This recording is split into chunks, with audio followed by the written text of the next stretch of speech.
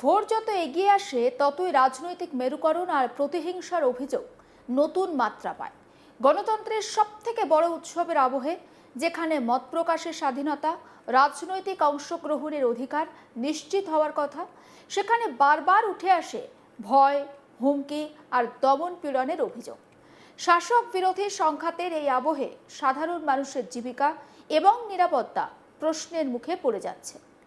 এমনই অভিযোগ ক্রমশ জোরালো হচ্ছে বিভিন্ন মহলে। রাজনৈতিক কর্মসূচিতে অংশগ্রহণ বা সমর্থনের কারণে ব্যক্তিগতভাবে ক্ষতিগ্রস্ত হওয়ার আশঙ্কা, বিশেষ করে আর্থিকভাবে দুর্বল মানুষের মধ্যে উদ্বেগ বাড়াচ্ছে। ভোটের ময়দানে শক্তি প্রদর্শনের পাল্টা হিসেবে যদি প্রতিশোধমূলক পদক্ষেপ নেওয়া হয়, তবে তা কেবল রাজনৈতিক সংস্কৃতির অবনমনই নয়, সাধারণ মানুষের জীবনে একটা সরাসরি আঘাত হানে। এই প্রেক্ষাপটে আবারও সামনে এলো এক চাঞ্চল্যকর অভিযোগ, যেখানে রাজনৈতিক কর্মসূচিতে যুক্ত থাকার অপরাধে জীবিকার একমাত্র অবলম্বনকেই নষ্ট করে দেওয়ার দাবি উঠেছে। বিজেপির মিছিলে অটো দেওয়ায় পুড়িয়ে দেওয়ার অভিযোগ বালিতে। অভিযোগ, গরিবের পরিবারকে ভাতে মারতে অটো পোড়ালো টিএমসি। শনিবার দক্ষিণ চব্বিশ পরগনার গোসাবার বালিতে বিজেপির একটা বিশাল রোড শোকে কেন্দ্র করে উত্তেজনা ছড়ায়। কয়েক হাজার মানুষের অংশগ্রহণে আয়োজিত এই কর্মসূচিতে কয়েকশো বাইক, অটো, টোটো সামিল হয়েছিল। মিছিলে উপস্থিত ছিলেন বিজেপি নেতা অনিমেষ মণ্ডল এবং প্রার্থী বিকর্ণ নস্কর। শক্তি প্রদর্শনের এই কর্মসূচিকে কেন্দ্র করেই পরবর্তী সময়ে উত্তেজনা আরও বাড়ে। অভিযোগ, এই রোড শোতে অটো দেওয়ার অপরাধে শনিবার রাতে দুষ্কৃতীরা একটি অটোতে আগুন লাগিয়ে দেয়। ভস্মীভূত ওই অটোর মালিক গৌতম মণ্ডল, যিনি পেশায় একজন সাধারণ অটো চালক। তার পরিবারের বক্তব্য, এই অটোই ছিল তাদের একমাত্র রোজগারের পথ। হঠাৎ করে সেটি পুড়ে যাওয়ায় কার্যত পথে বসার জোগাড় হয়েছে তাদের। একবার শোনাবো অটো চালক গৌতম মণ্ডলের স্ত্রী ঠিক কি বলছেন, তার বক্তব্য। ভাইয়ের জ্বালা চলে গেছি, ওরাই এসে বাবা টিকামারি করে ঘরে ঢুকেছে, ঢুকে আমাদের এই ঘর দোর সব ভেঙেছে, সব। আর আমরা বাচ্চা কাচ্চা বউ ঝিনি সব নদীতে ভরা জোয়ারে ডুবেছিল। এইবারে সেই ঘর চালের ঠেক ছড়িয়ে আমরা চাল টাল সব তৈরি হয়েছিল, সেই চালের ঠেক ভেঙে দিয়েছে। তোমার হাঁড়ি কুড়ি থেকে, ডিশ থালায় থেকে, টিভি থেকে, আলমারি থেকে, যাবি তো ঘরে সাজানো জিনিস সব, আচ্ছা 5খানা বাক্স, সব বড় বড় ট্যাঙ্ক, 5খানা বাক্স ভেঙে দিয়েছে।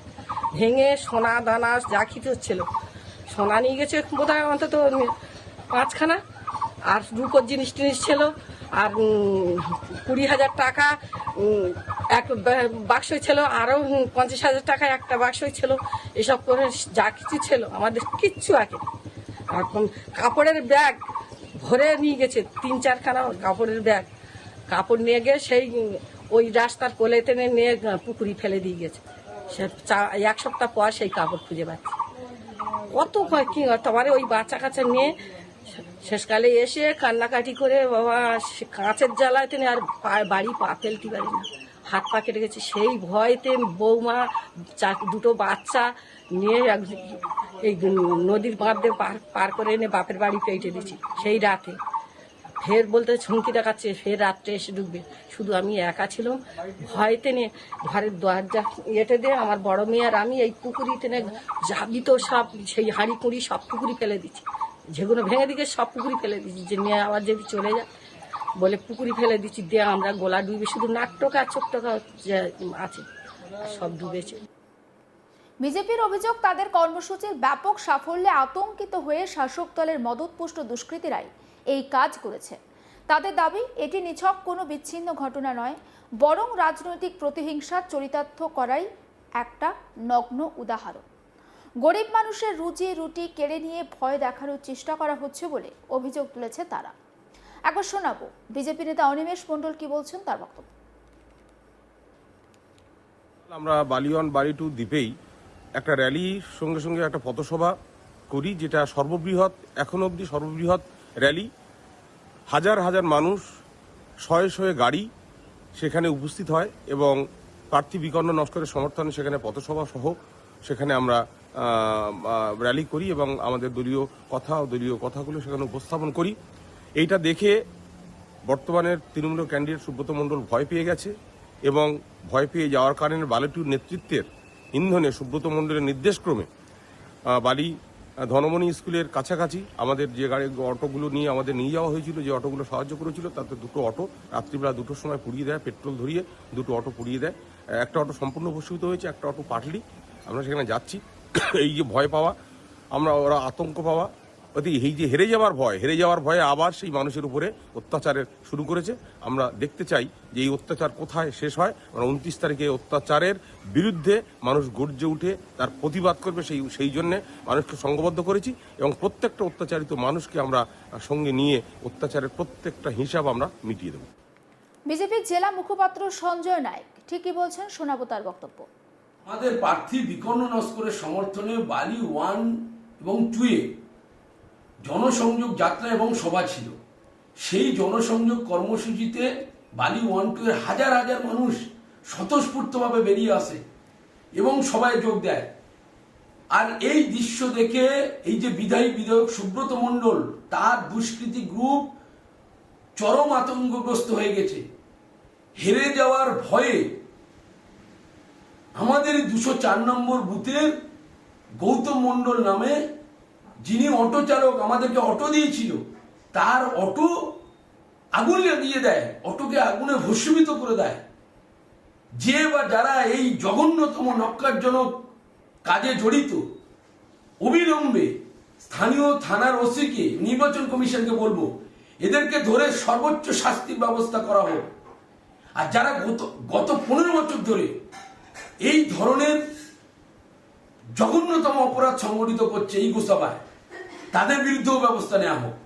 আর এই যে প্রার্থী সুব্রত মণ্ডলের বিরুদ্ধেও ব্যবস্থা নেওয়া হোক। অন্যদিকে এই অভিযোগ অস্বীকার করেছে তৃণমূল কংগ্রেস। তাদের বক্তব্য, রাজনৈতিক স্বার্থে ভিত্তিহীন অভিযোগ তুলে পরিবেশ অশান্ত করার চেষ্টা চলছে। তবে ঘটনার জেরে এলাকায় উত্তেজনা ছড়িয়েছে এবং সাধারণ মানুষের মধ্যে আতঙ্কের একটা পরিবেশ তৈরি হয়েছে। একবার শোনাবো স্থানীয় তৃণমূল নেতা প্রণয় জানা ঠিক কি বলছেন তার বক্তব্য। শুনুন, নির্বাচনে কোনো রাজনৈতিক দল র্যালি করবে, মিছিল করবে, এটা স্বাভাবিক। কোনো গাড়িওয়ালা গাড়ি দেবে, এটা স্বাভাবিক। এটা নিয়ে কোনো দ্বিমত নেই। কারণ এটা যারা গাড়ি চালক, তারা যে কোনো রাজনৈতিক দলকে তারা গাড়ি দিতে পারে। কিন্তু এই যে পুড়িয়ে দেওয়ার ঘটনাটা বিজেপি আমাদের নামে অভিযোগ করছে, আমি যতদূর জেনেছি ওই ছেলেটি আমাদের তৃণমূল কংগ্রেসের পরিবারের ছেলে, আমাদের বুথ কমিটির ছেলে। এবং বিজেপি যে অভিযোগ করছে, আমি বলতে চাই এবং গোসবা প্রশাসনকে, ওসি সাহেবকেও জানিয়েছি যে এর পূর্ণাঙ্গ তদন্ত হোক। এই তদন্ত করে যদি যে অভিযোগ আমাদের তৃণমূলের বিরুদ্ধে করছে, যদি অভিযোগ সত্য হয়, যার সেই সত্যতার উপর দৃষ্টান্তমূলক শাস্তি হবে, এতে আমাদের কোনো আপত্তি থাকবে না। কিন্তু এমনও তো হতে পারে যে বিজেপির কোনো লোক বা কোনো দুষ্কৃতী আগুন লাগিয়ে সস্তা রাজনীতির বাজার ধরবার চেষ্টা করছে। তাই আমি প্রশাসনকে বলবো, পূর্ণাঙ্গ তদন্ত করে এই ধরনের এলাকায় যারা নোংরামি করছে, সেই নোংরামির পূর্ণ যাতে শাস্তি পায় সেটা দেখুন। এখানে কোনো রাজনীতি নয়, এখানে কোনো রং নয়, এখানে কোনো কালার নয়। যে বা যারা এই অপকর্ম করবে, সেই অপকর্মীদের পাশে কোনো রাজনৈতিক দলের তাদের পাশে থাকা উচিত নয় বলে আমি মনে করি। ঘটনাটি ঘিরে রাজনৈতিক চাপানোতরের মাঝে সব থেকে ক্ষতিগ্রস্ত হয়েছেন ওই সাধারণ অটো চালক, এবং তার অটো কিভাবে ক্ষতিগ্রস্ত হয়েছে সেটাও দেখাচ্ছে আপনাদের। ভোটের আগে এমন ঘটনা তাই গণতান্ত্রিক পরিবেশ নিয়ে নতুন করে প্রশ্ন তুলে দিচ্ছে। সমস্ত আপডেটের জন্য নজর রাখুন আজ তাক বাংলায়। সাবস্ক্রাইব করতে ভুলবেন না।